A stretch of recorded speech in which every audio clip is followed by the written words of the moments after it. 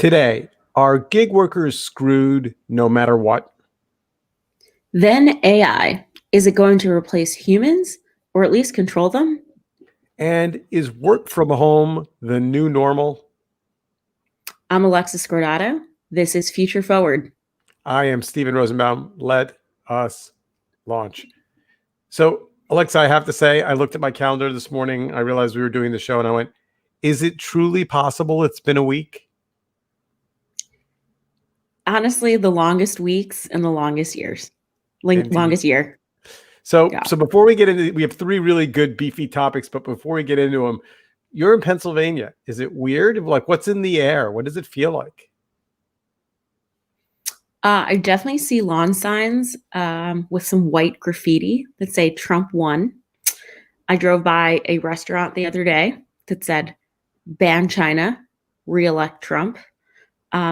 So all of the Biden-Harris signs are gone, but there is still a very strong showing of lawn signage for Trump. Fascinating. So we're going to get into an election topic. We're going to talk about California Proposition 22. But here's the weird thing about propositions in California that I've been thinking about. One is outside of California, no one gives a shit. Proposition, whatever. The advertising doesn't reach us. The marketing doesn't reach us. The media debate doesn't reach us.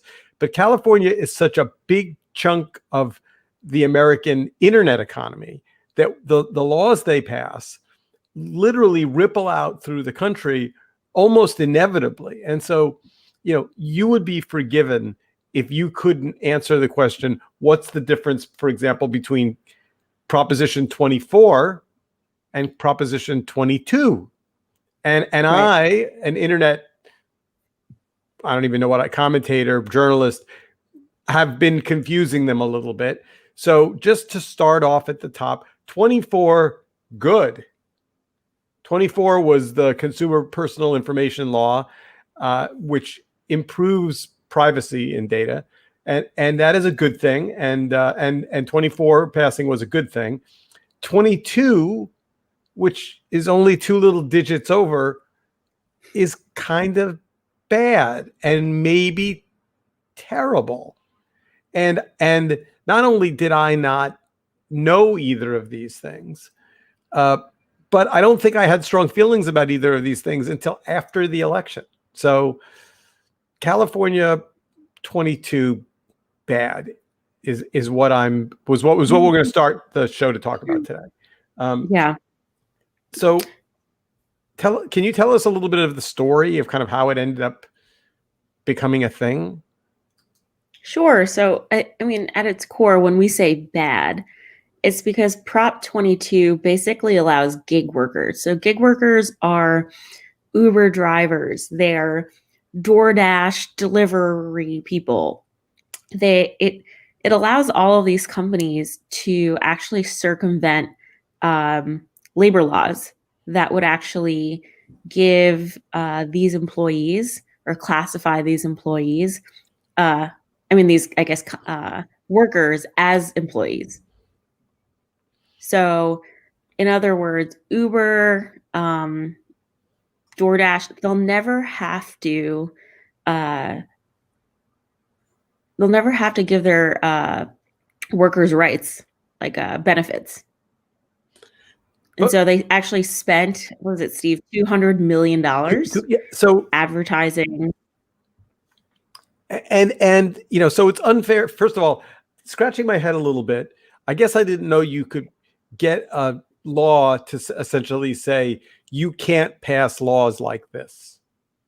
I mean, and I think if you weren't paying close attention, 24 felt like it was something that gig workers wanted and needed, and it was going to protect them and guarantee them certain minimum wage rights. And it was only if you really dug into the fine print of what it guaranteed that you realized they were kind of getting, they were not only were they getting screwed, but so an example is they said, that the gig workers couldn't be paid less than the minimum wage. Good, right? But if you dug into the law, it defined the working hours of an Uber driver, for example, as from the time they accepted the job to the time they dropped off the passenger. But anyone who knows anything about Uber knows that's not how an Uber day works. You have to drop off the passenger, wait for the next gig, get gasoline, clean your car. There's all these other things that you have to do as part of being an Uber driver that they so the math, if you dug into the math, the actual guaranteed minimum wage for an Uber driver was something like $5 an hour. Right. So but when you get these big companies spending enormous amounts of money promoting this proposition, you can't blame the average voter for going into the polls, coming off of a long day of work and going, well, which was the one that was good and which was the one? Oh yeah, 24. Yeah, something about rights for gig employees. Sure, I'll vote for that. And it actually, if you look at the reporting on it, it actually won pretty significantly. So, and of course, what's now happening is Uber and Lyft and DoorDash and all of these companies are now having one in California. They're now, targeting other big markets to go and essentially freeze gig workers in as not employees, giving them none of the protections of employees. Right.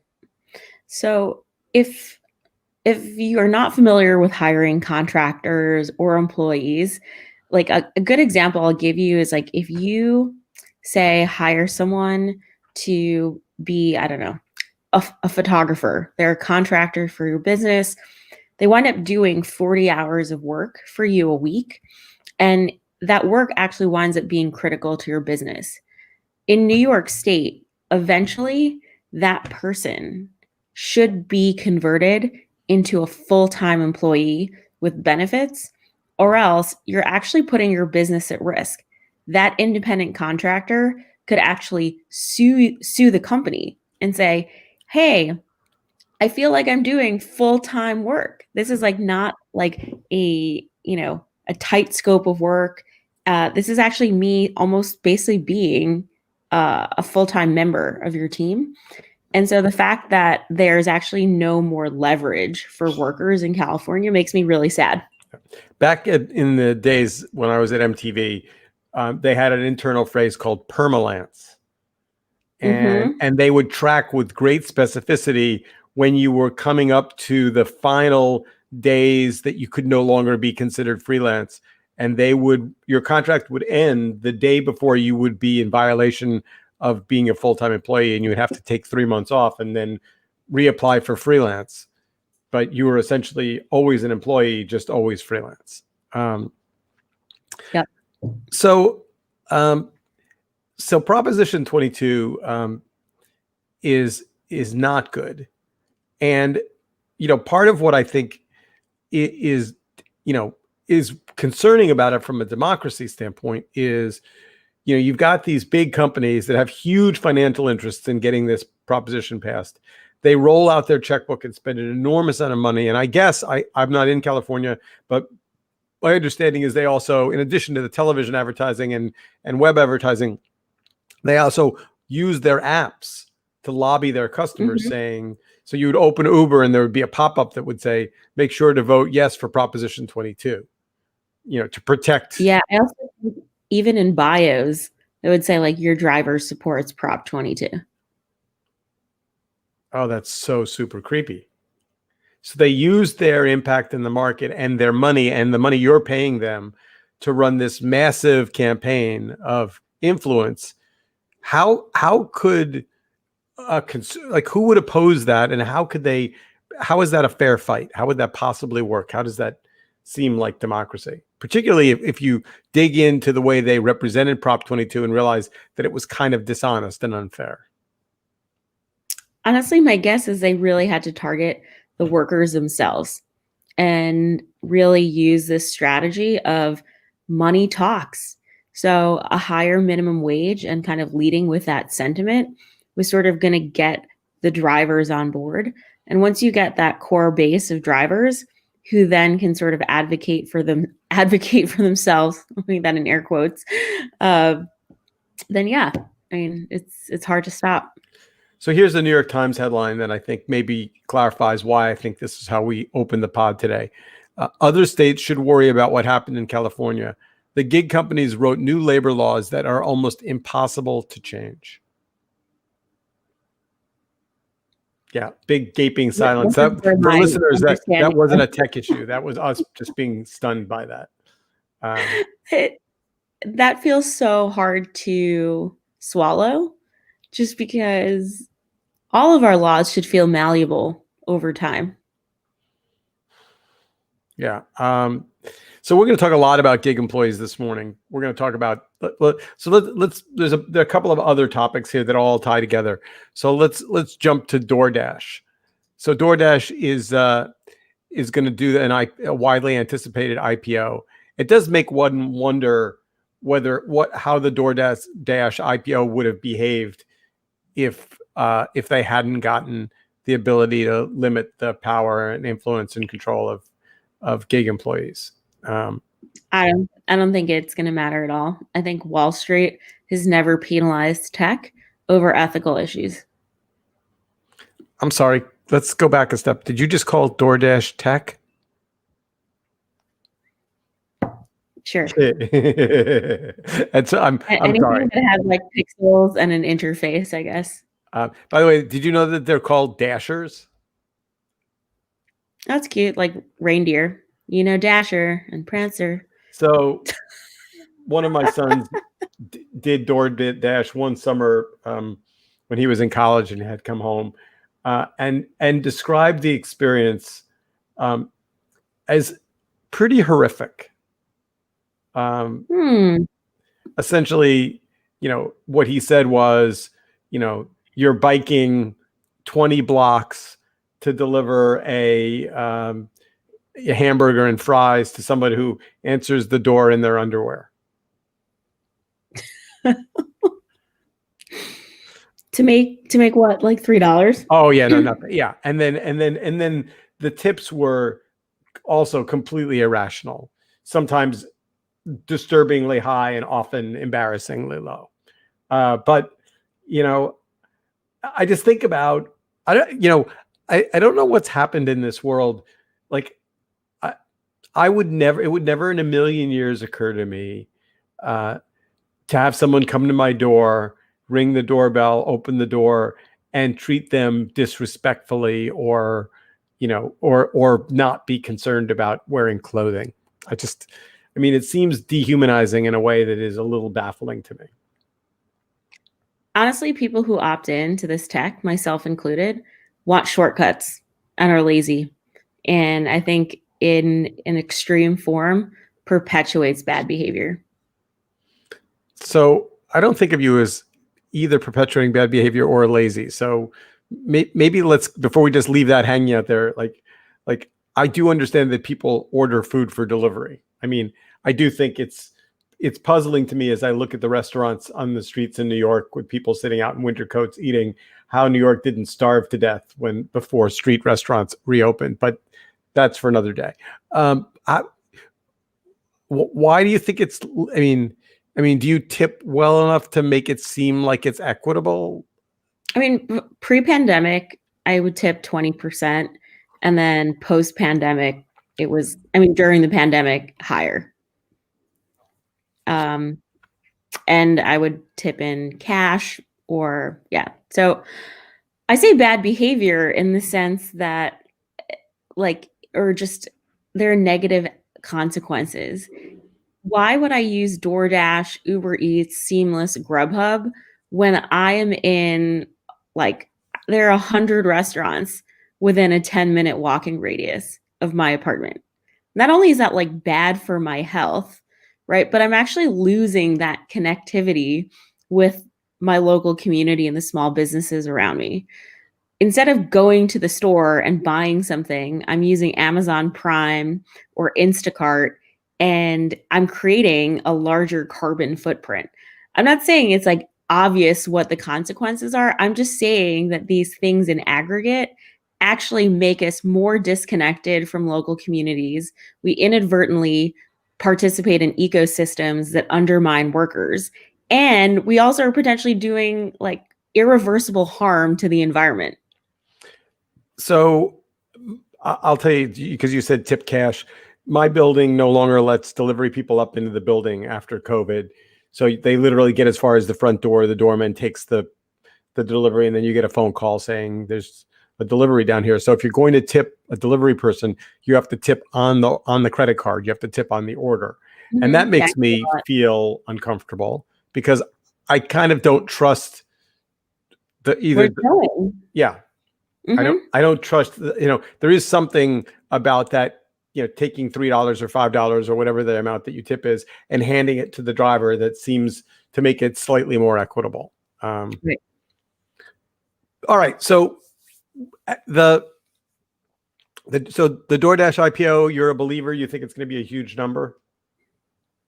I just think any bad press and Prop 22 and concerns around it won't really affect the performance. I guess I understand the business metrics of taking underemployed bicycle delivery people and struggling restaurants and being the connective tissue between them with no overhead, no risk, no paid employees. You're not having to run a restaurant. You don't have food waste. I understand why that business on paper looks delightful. I just think it's kind of terrible. But that's a larger conversation about all these businesses that use the internet to essentially, be connective tissue. If you type into Google, that you're looking to, retile your bathroom or, any home repair job, you get flooded with all these middlemen that want to essentially be in between you and contractors. So the middleman economy is probably a conversation for another day. But let's get to algorithms, because this is also another gig economy question. So there's a Boston Globe article that the headline is, "Who am I to decide when algorithms should make important decisions?" And this is about a company called Shipt, which I'd never heard of, that is the grocery delivery platform behind Target. Did not know that. And I learned about this through a coworker in Atlanta, and it's just not really in the New York market because we don't really have Target around us in Manhattan. Well, but there is one, I think. Just opened about 3 blocks from my house, but I have not been there and have no need to go into a store and look for Target stuff. That being said, essentially, again, this is this middleman piece. So Target is saying was using an algorithm to make employment decisions about how many, people's schedules and how many people they needed on a certain day and all of these things. And I guess on one hand, I kind of get it.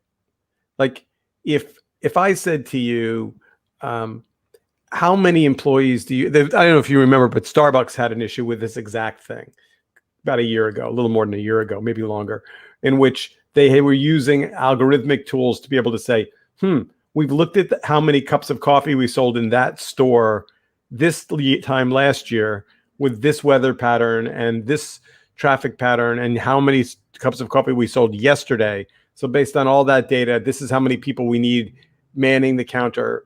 We need 5 people on Thursday. We need 3 people on Friday. We need 7 people on Saturday.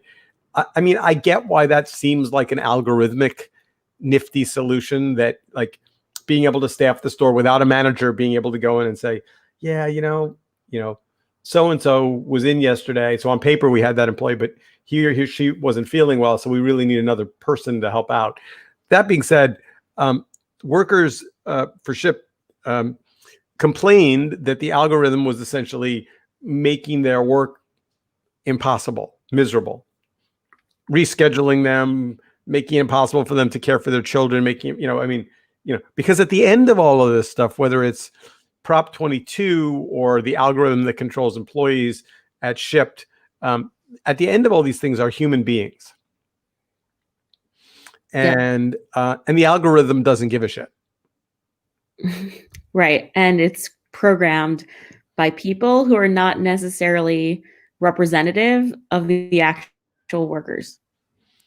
In the case of Starbucks, there were people who had gotten jobs far away from their homes and were driving long distances to get to their shifts, and the algorithm was scheduling them back to back to close at midnight and then reopen at 6 a.m. the next day with a hour and 40-minute drive each way. Well, right. No algorithm is going to be able to know how far you drive to work, but a manager would, right? I mean, a human would be able to say, Alexa's a great employee. She does a great job. She's caring for 2 small children and she lives, further away than might be ideal. So let's not put her on back-to-back, opens and closes. And the problem with that is that the tech worker, the algorithmic developer response is, oh, that's a new data point.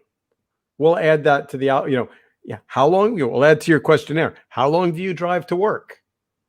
But that's not what we're talking about.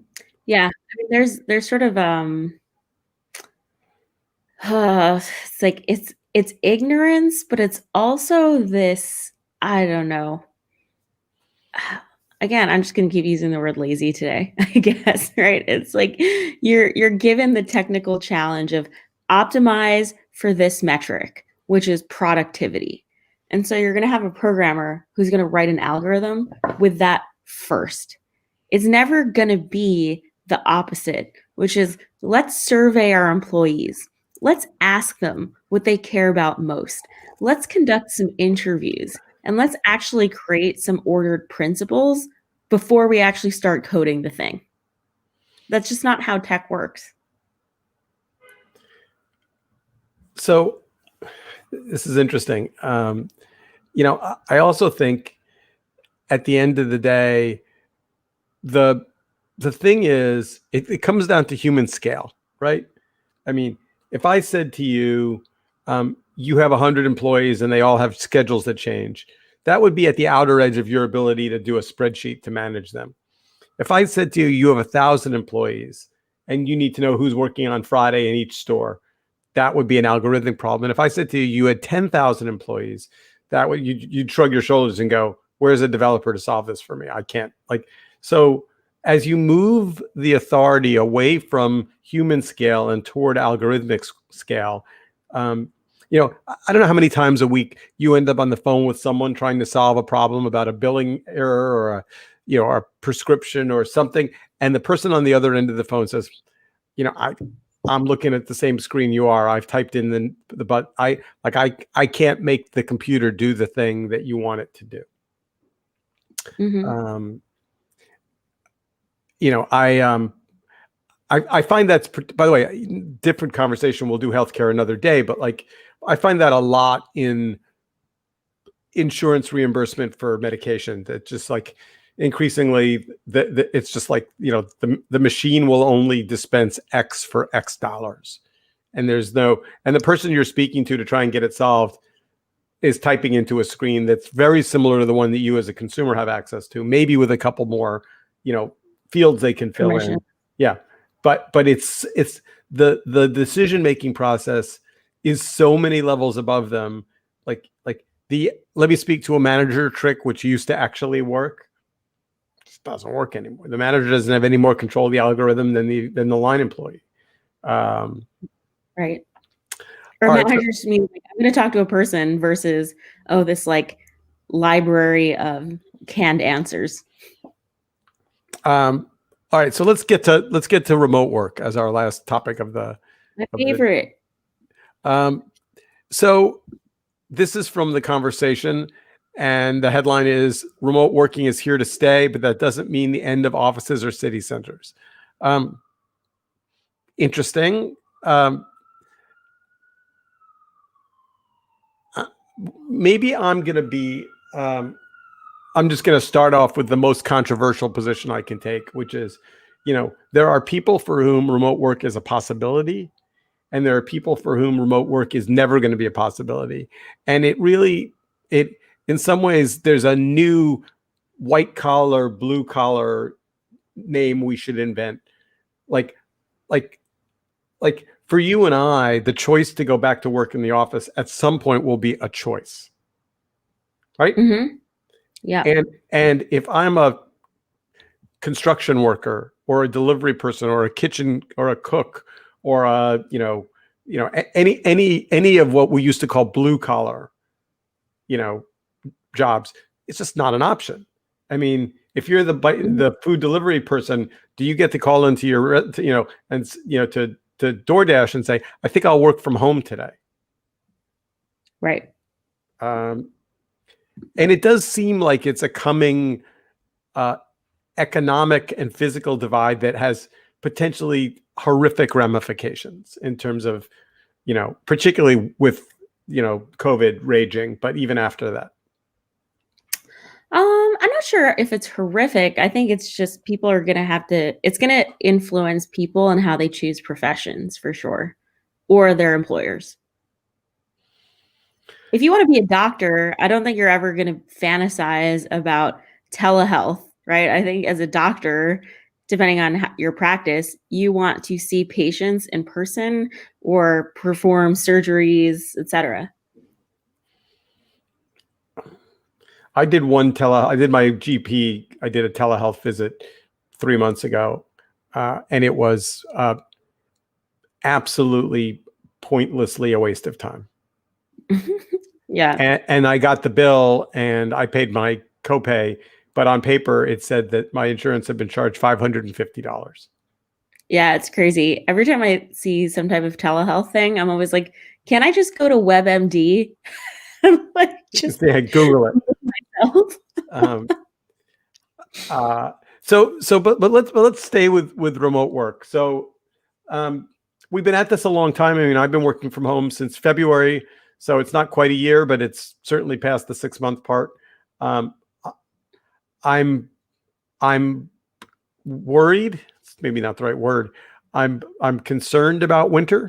I mean, I live on the Upper West Side. There's lots of parks. There's lots of things to do out of doors. Lots of places to bike. I am concerned that the city will become less pleasant as it gets colder. I mean, I'm not a skier or a snowboarder. I mean, maybe I'll get snowshoes and snowshoe in Central Park. Oh, that would be really silly, wouldn't it? I'm going to go on Amazon. As soon as we get off, I'm going to go on Amazon and I'm going to look at what snowshoes cost. Have you ever gone snowshoeing? I have not, but my parents highly recommend. Yeah, it's kind of like wearing flip-flops. I did it once a million years ago. Anyway, so this article suggests that cities are not endangered because there's just so many things that require proximity. But it's like one of the radio stations I listen to, they make an effort to say every morning, this is so-and-so, broadcasting from my home studio. And it makes me scratch my head because, just to be blunt, I mean, I'm not quite an audiophile, but I have pretty sensitive ears about sound. And they sound fine. Like, I don't know what if they weren't reminding me of the distinction between being in a studio and being at home, I would say they sound like they're in the studio as far as I'm concerned. Mm-hmm. If I were running that radio station, would I race to get everybody back in the studio? I mean, other than them wanting to be once it's safe, or would my radio station of the future be a whole bunch of remote announcers? Same thing with television, same thing with news. I'm like, so let's be specific, because I feel like I've allowed us to go too far off the rails. Facebook has an enormous footprint of what is now essentially unused real estate in New York. Yeah. So let's be optimistic. It's now June of next year.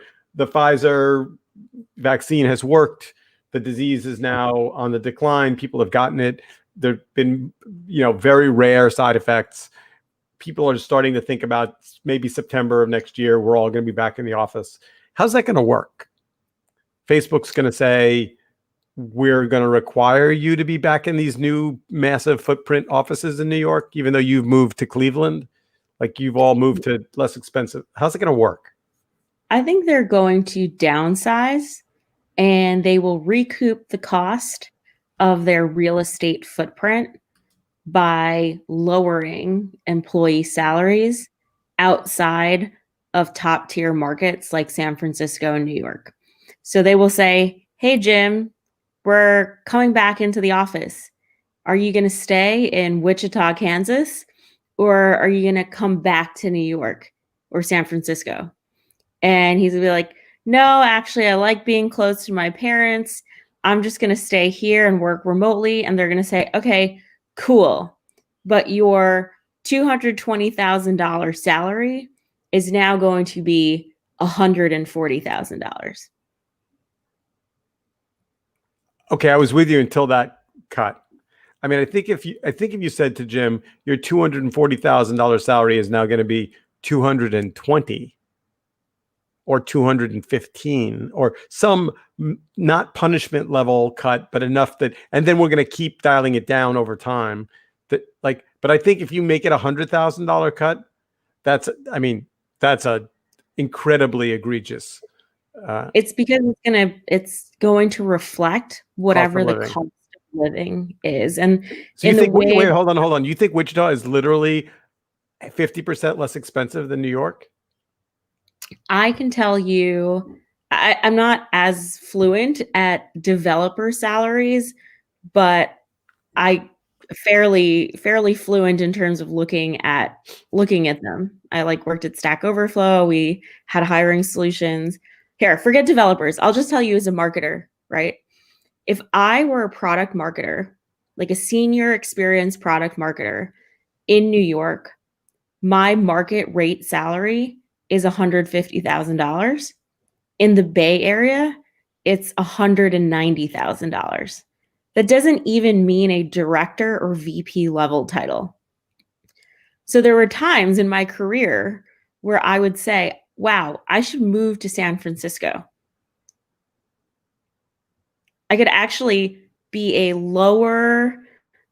less senior person doing more individual contributor work and command a higher base salary. Because it costs more for a lot. And that's New York and San Francisco. Right, but presumably but again, the question is, our salaries are market driven. Like we have more demand to hire quality people, so we have to pay up to get more people because there's supply. Anyway, but back to remote work for a second. I think we should be concerned about this. I think that people that can choose remote work is a different class of employee than people who can't. And I think that it has the potential to further enhance the inequities that we're facing as a society. I can see that. I mean, to bring it even back to the top of the show with Prop 22, companies right now who actually do remote work internationally, their international employees are often not full-time employees. They're actually independent contractors. And so it's interesting because some of that precedent we'll now see domestically. All right. So I think I'm prepared to double down on where we began the show. Gig workers are screwed almost no matter what. I think the DoorDash IPO will do well for investors and won't have any positive impact on employees. And by the way, we didn't even talk about the fact that DoorDash has this long-term business strategy of moving to driverless, essentially robot delivery. So we will do that we'll do robots as delivery people for another day. Forget being underemployed, you'll just be unemployed. Yes, exactly right. With that, we are out of time. Have a lovely week, everybody. Alexa, see you again next week. Bye. See ya.